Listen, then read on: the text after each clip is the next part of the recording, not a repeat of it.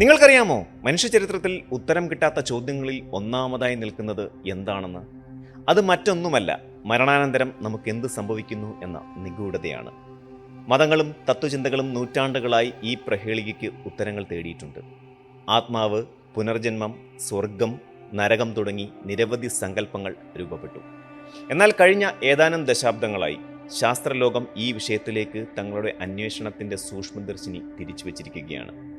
മരണത്തിൻ്റെ വക്കോളം പോയി ജീവിതത്തിലേക്ക് തിരിച്ചെത്തിയവരുടെ, അതായത് മരണാസന്നമായ അനുഭവങ്ങളിലൂടെ അഥവാ നിയർ ഡെത്ത് എക്സ്പീരിയൻസുകളിലൂടെ കടന്നുപോയവരുടെ സാക്ഷ്യങ്ങൾ ഇന്ന് ശാസ്ത്രീയ പഠനങ്ങൾക്ക് വിഷയമാണ്. ശരീരത്തിൽ നിന്ന് വേർപെട്ടു പോയ അനുഭവം, പ്രകാശത്തിൻ്റെ തുരങ്കങ്ങൾ, പ്രിയപ്പെട്ടവരുമായുള്ള കൂടിക്കാഴ്ചകൾ, അതുല്യമായ സൗന്ദര്യമുള്ള ലോകങ്ങൾ, ഇത്തരം ഞെട്ടിക്കുന്ന അനുഭവങ്ങൾ പങ്കുവച്ച 48 പേരുമായി നടത്തിയ അഭിമുഖം, ഗവേഷകരുടെ കണ്ടെത്തലുകൾ ഈ വിഷയത്തിലെ പഠനങ്ങൾക്ക് ഒരു പുതിയ മാനം നൽകിയിരിക്കുന്നു. സ്വർഗം മുതൽ ബ്ലാക്ക് ഹോൾ വരെ നീളുന്ന ഈ വൈവിധ്യമാർന്ന കാഴ്ചകൾ എന്താണ് നമ്മളോട് പറയുന്നത്? മനുഷ്യൻ്റെ ബോധം വെറുമൊരു തലച്ചോറിൻ്റെ പ്രവർത്തനത്തിൻ്റെ ഉപോൽപ്പന്നം മാത്രമാണോ? അതോ ശരീരത്തെ ആശ്രയിക്കാത്ത ഒരു ആത്മാവ് എന്ന യാഥാർത്ഥ്യമുണ്ടോ? ഈ ചോദ്യങ്ങൾക്കുള്ള ഉത്തരം തേടുകയാണ് ഇക്കുറി നമ്മൾ. വിവിധ ഗവേഷണങ്ങളുടെ ഭാഗമായി ഹൃദയസ്തംഭനം, ഗുരുതരമായ അപകടങ്ങൾ, കോമ അവസ്ഥകൾ തുടങ്ങിയ കാരണങ്ങളാൽ മരണത്തോടടുത്ത് ചെന്ന് മടങ്ങിയെത്തിയ വ്യക്തികളുടെ സാക്ഷ്യങ്ങൾ ശേഖരിക്കപ്പെട്ടിട്ടുണ്ട്. ഈ പഠനങ്ങളിൽ ഏറ്റവും ശ്രദ്ധേയമായ ഒന്നാണ് 48 പേരുടെ അഭിമുഖങ്ങളുടെ വിശകലനം. ഈ വ്യക്തികൾ പങ്കുവച്ച അനുഭവങ്ങൾ കേവലം മതിഭ്രമങ്ങൾക്കപ്പുറം ചില പൊതുവായ ഘടകങ്ങൾ ഉൾക്കൊള്ളുന്നുണ്ടോ എന്നും അവ ഓരോ വ്യക്തിയുടെയും സാംസ്കാരിക പശ്ചാത്തലവുമായി എങ്ങനെ ബന്ധപ്പെട്ടിരിക്കുന്നു എന്നും ഗവേഷകർ പരിശോധിച്ചു. വിശ്വാസത്തിൻ്റെ പ്രതിഫലനങ്ങളാണ് ദൈവിക ദർശനങ്ങളായി പലരും പങ്കുവച്ചത്. നിരവധി പേർ പങ്കുവച്ച സാക്ഷ്യങ്ങളിൽ അവരുടെ മതപരമോ സാംസ്കാരികമോ ആയ വിശ്വാസങ്ങൾ പ്രതിഫലിക്കുന്ന ദർശനങ്ങൾ പ്രമുഖമായിരുന്നു. ചിലർ കല്ലുകൾ പാകിയ പടവുകൾക്ക് മുകളിൽ വെളുത്ത വസ്ത്രം ധരിച്ച യേശുവിനെ കണ്ടതായി പറയുന്നു. ഈ ദർശനങ്ങൾ ക്രിസ്തുമത വിശ്വാസികൾക്കിടയിലൂടെയാണ് കൂടുതലായി കണ്ടുവരുന്നത്. കൂടാതെ ചിലർ ഒരു വലിയ ഊഷ്മളമായ സ്നേഹം മാത്രം പ്രസരിപ്പിക്കുന്ന അനന്തമായ പ്രകാശമായി ദൈവത്തെ കണ്ടതായി പറയുന്നു. ഈ പ്രകാശം പലപ്പോഴും മതങ്ങൾക്കതീതമായ ഒരു അനുഭവമായിട്ടാണ് വിവരിക്കുന്നത്. ഈ പ്രകാശം നിർണായകമായ ചോദ്യങ്ങൾ ചോദിക്കുകയും എന്നാൽ ഒരു വിധികർത്താവിനെ പോലെ പെരുമാറിയിരിക്കുകയും ചെയ്യുന്നു. മരിച്ച പ്രിയപ്പെട്ടവരുമായുള്ള സംഗമം എന്ന അനുഭവവും വ്യാപകമാണ്. മരിച്ച മാതാപിതാക്കൾ, ജീവിത പങ്കാളികൾ, അടുത്ത സുഹൃത്തുക്കൾ എന്നിവരെ കണ്ടുമുട്ടിയതായും അവർ സന്തോഷത്തോടെ സ്വീകരിക്കുകയും എന്നാൽ തിരികെ പോകേണ്ട സമയമായി എന്ന് ഓർമ്മിപ്പിക്കുകയും ചെയ്യുന്നതായും അവർ സാക്ഷ്യപ്പെടുത്തി. ഈ സാക്ഷ്യങ്ങളിലെ മറ്റൊരു പ്രധാന ഘടകം ഈ ലോകത്തിൻ്റേതല്ലാത്ത ഇടങ്ങളിലേക്കുള്ള യാത്രകളാണ്. നിരവധി പേർ പ്രകാശം നിറഞ്ഞ ഒരു തുരങ്കത്തിലൂടെയുള്ള സഞ്ചാരം എന്ന അനുഭവം വിവരിക്കുന്നു.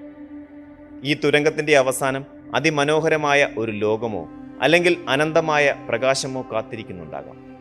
ചിലർ അവർ മുമ്പ് കണ്ടിട്ടില്ലാത്ത മനോഹരമായ സൗന്ദര്യമുള്ള പൂന്തോട്ടങ്ങളോ പുൽമേടുകളോ കണ്ടതായി പറയുന്നു. അവിടെ ശാന്തവും സമാധാനവുമാണ് നിറഞ്ഞു നിൽക്കുന്നത്. പലപ്പോഴും ഇതാണ് സ്വർഗം എന്ന് അവർക്ക് തോന്നുന്നു.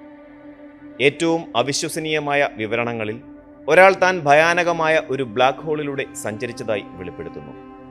മറ്റൊരാൾ ഒരു ഉത്ഭവ സ്ഥാനം കണ്ടതായും അതിലൂടെ പ്രപഞ്ചത്തിൽ എവിടെ വേണമെങ്കിലും സഞ്ചരിക്കാൻ കഴിയുമെന്നും പറയുന്നു. ഇത്തരം അനുഭവങ്ങൾ യാതൊരു മതപരമോ സാംസ്കാരികമോ ആയ ചട്ടക്കൂടുകളിലും ഒതുങ്ങാത്തവയാണ്. ഇവ മനുഷ്യൻ്റെ ബോധത്തിന് പ്രപഞ്ചത്തെക്കുറിച്ച് ലഭിക്കുന്ന അപ്രതീക്ഷിതമായ ഉൾക്കാഴ്ചകളാകാം. മരണാസന്നമായ അനുഭവങ്ങളിലെ ഏറ്റവും പൊതുവായതും ശാസ്ത്രജ്ഞരെ കൂടുതൽ ആകർഷിക്കുന്നതുമായ ഘടകമാണ് സ്വന്തം ഭൗതിക ശരീരത്തിൽ നിന്ന് വേർപെട്ടു പോയ അനുഭവം. അതായത് ശരീരത്തിൽ നിന്ന് വേർപെടൽ, ഔട്ട് ഓഫ് ബോഡി എക്സ്പീരിയൻസ് എന്ന് പറയും. രോഗികളെ ചികിത്സിക്കുന്ന ഡോക്ടർക്ക് മുകളിൽ താൻ ഒഴുകി നടക്കുന്നതും തൻ്റെ ശരീരത്തിൽ നടക്കുന്ന കാര്യങ്ങൾ പുറത്തുനിന്ന് കാണുന്നതും ചിലപ്പോൾ മറ്റുള്ളവർ കേൾക്കാത്ത സംഭാഷണങ്ങൾ പോലും വ്യക്തമായി കേൾക്കുന്നതുമായി പലരും സാക്ഷ്യപ്പെടുത്തിയിട്ടുണ്ട്. ഇത്തരം അനുഭവങ്ങൾ തലച്ചോറിലെ മാറ്റങ്ങൾ മൂലം സംഭവിക്കുന്നതാണോ അതോ ബോധം യാഥാർത്ഥ്യത്തിൽ ശരീരത്തിൽ നിന്ന് വേർപെട്ട് സഞ്ചരിക്കുന്നതാണോ എന്ന ചോദ്യം ശാസ്ത്രലോകത്ത് ഇന്നും നിലനിൽക്കുന്നു. മരണാസന്നമായ അനുഭവങ്ങളെ വെറും കെട്ടുകഥകളായി തള്ളിക്കളയാൻ ശാസ്ത്രം തയ്യാറല്ല. അനുഭവങ്ങളുടെ പൊതു സ്വഭാവവും അവയുടെ ആഴവും യാഥാർത്ഥ്യവുമാണ് ശാസ്ത്രജ്ഞരെ ആകർഷിക്കുന്നത്. ഈ അനുഭവങ്ങൾക്ക് പിന്നിലെ ജൈവപരവും ന്യൂറോളജിക്കലുമായ കാരണങ്ങൾ കണ്ടെത്താനാണ് അവർ ശ്രമിക്കുന്നത്. Beijing institute of mathematical sciences and ആപ്ലിക്കേഷൻസിലെ ഡോക്ടർ ഫ്രാൻസ് ലെർണറെ പോലെയുള്ള ഗവേഷകർ പറയുന്നത് വ്യക്തിയുടെ സാംസ്കാരിക പശ്ചാത്തലമാണ് ഇത്തരം മതിഭ്രമങ്ങൾക്ക് ഒരു ചട്ടക്കൂട് നൽകുന്നത് എന്നാണ്. ഉദാഹരണത്തിന്, ഒരു ക്രിസ്ത്യാനി യേശുവിനെ കാണുമ്പോൾ ഒരു ഹൈന്ദവൻ ഒരു ദേവതയോ അല്ലെങ്കിൽ പുണ്യസ്ഥലങ്ങളെയോ ആയിരിക്കാം കാണുന്നത്. വ്യക്തിയുടെ മാനസികാവസ്ഥ, മുൻ വിശ്വാസങ്ങൾ, ജീവിത അനുഭവങ്ങൾ, ചികിത്സാ രീതികൾ എന്നിവ NDEയുടെ സ്വഭാവത്തെ സ്വാധീനിക്കുന്ന ചുറ്റുപാടുകളുടെ സ്വാധീനമാകാം. മസ്തിഷ്കം പ്രവർത്തനരഹിതമാകുമ്പോൾ ആഴത്തിൽ വേരൂന്നിയ വിശ്വാസങ്ങളും സാംസ്കാരിക ചിഹ്നങ്ങളും ഉപയോഗിച്ച് തലച്ചോർ ആ അവസ്ഥയെ വ്യാഖ്യാനിക്കാൻ ശ്രമിക്കുന്നു. തീവ്രമായ സമ്മർദ്ദത്തിന് വിധേയമാകുമ്പോൾ തലച്ചോറ് ദീർഘകാല ഓർമ്മകളെയും സ്വപ്നങ്ങളെയും അടിസ്ഥാനമാക്കി ഒരുതരം ആശ്വാസകരമായ ആഖ്യാനം സൃഷ്ടിക്കുന്നതാകാം. NDE അഥവാ നിയർ ഡെത്ത് എക്സ്പീരിയൻസസിൻ്റെ ഭൂരിഭാഗം അനുഭവങ്ങൾക്കും ശാസ്ത്രജ്ഞർ നൽകുന്ന പ്രധാന വിശദീകരണം തലച്ചോറിലെ രക്തയോട്ടം കുറയുന്നതുമായി ബന്ധപ്പെട്ടാണ്. ഹൃദയം നിലയ്ക്കുമ്പോൾ തലച്ചോറിലേക്കുള്ള ഓക്സിജൻ പ്രവാഹം പെട്ടെന്ന് നിലയ്ക്കുന്നു. തലച്ചോറിലെ വിഷ്വൽ കോർട്ടക്സിലെ, അതായത് കാഴ്ചയെ നിയന്ത്രിക്കുന്ന ഭാഗത്ത് രക്തയോട്ടം കുറയുമ്പോൾ കാഴ്ച മണ്ഡലത്തിൽ മാറ്റങ്ങൾ വരുന്നു. ഡോക്ടർ ഫ്രാൻസ് ലെർണർ ചൂണ്ടിക്കാണിക്കുന്നത് പോലെ ഈ മാറ്റങ്ങൾ ആദ്യം ഇടുങ്ങിയ A ഷേപ്പിലുള്ള ഒരു തുരങ്കമായി തോന്നാം.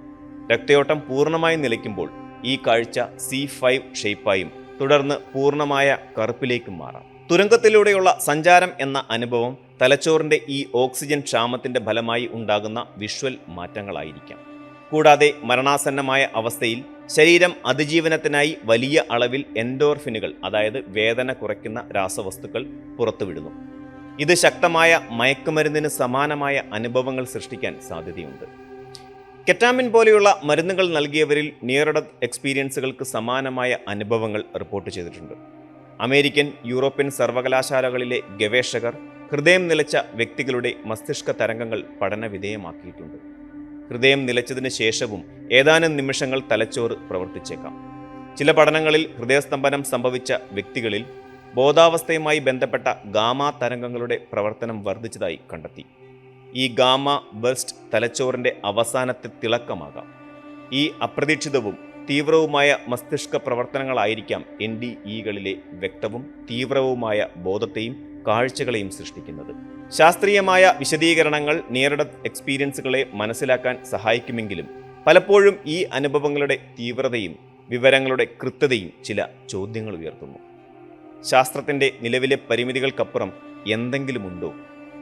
ഗവേഷകരുടെ ഒരു പ്രധാന നിഗമനം തലച്ചോറിൻ്റെ പ്രവർത്തനം നിലയ്ക്കുന്നത് മൂലമാണ് ആളുകൾക്ക് തങ്ങളുടെ ഭൗതിക ശരീരത്തിൽ നിന്ന് വേർപെട്ടു പോയ അനുഭവം ഉണ്ടാകുന്നത് എന്നാണ്.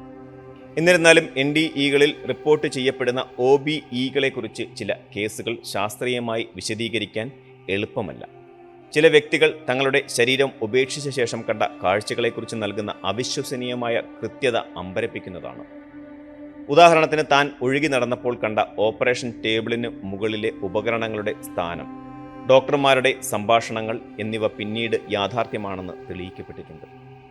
ബോധമില്ലാത്ത ഒരു വ്യക്തിക്ക് എങ്ങനെയാണ് ഇത്രയും കൃത്യമായ വിവരങ്ങൾ നൽകാൻ കഴിയുക? NDEകൾക്ക് റിപ്പോർട്ട് ചെയ്യപ്പെടുന്നത് തലച്ചോറിൻ്റെ പ്രവർത്തനം നിലച്ച, അതായത് ക്ലിനിക്കലി മരണം സംഭവിച്ച സമയത്താണ്. തലച്ചോറ് പ്രവർത്തിക്കുന്നില്ലെങ്കിൽ അവിടെ ബോധമുണ്ടാകാൻ പാടില്ല. തലച്ചോറ് പ്രവർത്തനരഹിതമായിരിക്കുമ്പോഴും ബോധം നിലനിർത്തുന്നുണ്ടെങ്കിൽ അത് സൂചിപ്പിക്കുന്നത് ബോധമെന്നത് തലച്ചോറ് എന്ന അവയവത്തിൽ നിന്ന് വേർപെട്ട് നിൽക്കുന്ന ഒന്നാണോ എന്നാണ്. ഈ ചോദ്യം ആത്മാവിൻ്റെ വേർപാട് ഒരു മിഥ്യയോ യാഥാർത്ഥ്യമോ എന്ന ദാർശനിക ചിന്തയിലേക്ക് നമ്മെ എത്തിക്കുന്നു. എന്നാൽ ഡോക്ടർ ലെർണറെ പോലെയുള്ളവർ ഈ വാദത്തെ തള്ളിക്കളയുന്നു. ബോധം ശരീരത്തിൽ നിന്ന് വേർപിരിയുന്ന ആത്മാവ് ഉണ്ടെന്ന് ഈ അനുഭവങ്ങൾ കൊണ്ട് മാത്രം പറയാൻ കഴിയില്ലെന്ന് അദ്ദേഹം കൂട്ടിച്ചേർക്കുന്നു. ചില നിയർ ഡെത്ത് എക്സ്പീരിയൻസ് സാക്ഷ്യങ്ങൾ, പ്രത്യേകിച്ച് ബ്ലാക്ക് ഹോളിലൂടെയുള്ള യാത്ര, ഉത്ഭവസ്ഥാനത്തെക്കുറിച്ചിട്ടുള്ള കാഴ്ചകൾ എന്നിവ കേവലം തലച്ചോറിൻ്റെ ഓക്സിജൻ ക്ഷാമത്തിൻ്റെ ഫലമായി ഉണ്ടാകുന്ന അനുഭവങ്ങൾ എന്നതിലുപരി മനുഷ്യൻ്റെ ബോധത്തിന് പ്രപഞ്ചത്തെക്കുറിച്ച് ലഭിക്കുന്ന അവിശ്വസനീയമായ ഉൾക്കാഴ്ചകളായി കണക്കാക്കാം. നിയർ ഡെത്ത് എക്സ്പീരിയൻസുകളിലൂടെ കടന്നുപോയ ചിലർക്ക് തങ്ങൾ പ്രപഞ്ചത്തിൻ്റെ എല്ലാ രഹസ്യങ്ങളെക്കുറിച്ചും മനസ്സിലാക്കിയതായി അനുഭവപ്പെടുത്തുന്നു. ഈ അറിവുകൾ വാക്കുകൾക്കതീതമാണ്. ഇതൊരു കോസ്മിക് ബോധാവസ്ഥയായിരിക്കാം. ഈ അനുഭവങ്ങളിൽ പലപ്പോഴും എല്ലാ കാര്യങ്ങളും പരസ്പരം ബന്ധപ്പെട്ടിരിക്കുന്നു എന്നൊരു തോന്നൽ ഉണ്ടാക്കുന്നു. ഇവിടെ ഞാൻ എന്ന വ്യക്തിപരമായ ബോധം പ്രപഞ്ച ബോധത്തിൽ ലയിക്കുന്നു. ഇത്തരം അതിഭൗതിക ചിന്തകൾ നിലവിലെ ശാസ്ത്രീയ വീക്ഷണങ്ങൾക്ക് അതീതമായി ബോധത്തിൻ്റെ അനന്തമായ സാധ്യതകളെക്കുറിച്ചുള്ള അന്വേഷണത്തിന് പ്രോത്സാഹനം നൽകുന്നു. മരണാസന്നമായ അനുഭവങ്ങളെക്കുറിച്ചുള്ള ഈ ഗവേഷണങ്ങൾ മനുഷ്യന്റെ ബോധത്തെക്കുറിച്ചും തലച്ചോറിന്റെ പ്രവർത്തനത്തെക്കുറിച്ചും ഒരു പുതിയ വെളിച്ചമാണ് വീശുന്നത്. മരണം പെട്ടെന്നുള്ള ഒരു സ്വിച്ച് ഓഫ് ആകലല്ല, മറിച്ച് ഒരു ക്രമാനുഗതമായ പ്രക്രിയയാണെന്ന് ഈ പഠനങ്ങൾ സൂചിപ്പിക്കുന്നു. ഹൃദയം നിലച്ചതിന് ശേഷവും തലച്ചോറ് സ്വന്തം നാശത്തെ ചെറുക്കാൻ ശ്രമിച്ചേക്കാം.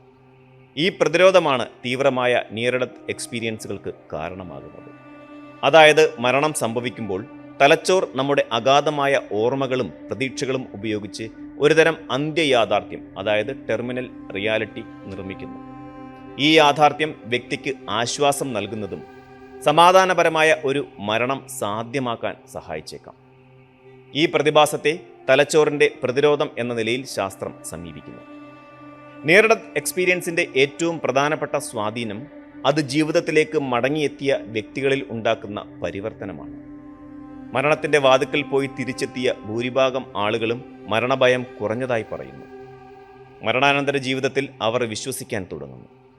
ഇതിലുമുപരിയായി പലരുടെയും ജീവിതത്തോടുള്ള സമീപനം സമൂലമായി മാറുന്നു. സ്നേഹം, സഹാനുഭൂതി, മറ്റുള്ളവരെ സഹായിക്കാനുള്ള ആഗ്രഹം എന്നിവ വർദ്ധിക്കുന്നു.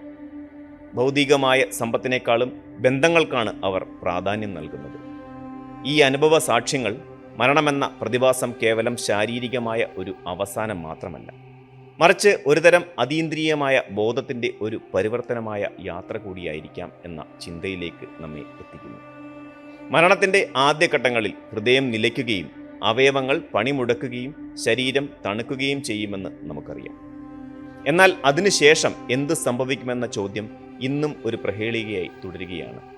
മരണാസന്നമായ അനുഭവങ്ങളിലൂടെ കടന്നുപോയവർ പങ്കുവച്ച കാഴ്ചകൾ ശാസ്ത്രീയമായി തലച്ചോറിലെ വൈദ്യുത മാറ്റങ്ങളാൽ വിശദീകരിക്കാൻ കഴിയുന്നവയാകാം. എന്നാൽ അതേസമയം മനുഷ്യൻ്റെ ബോധത്തെയും പ്രപഞ്ചത്തെയും കുറിച്ചിട്ടുള്ള നമ്മുടെ ധാരണകളെ വെല്ലുവിളിക്കുന്ന ചില അമാനുഷിക വിവരങ്ങളും ഈ സാക്ഷ്യങ്ങളിലുണ്ട്.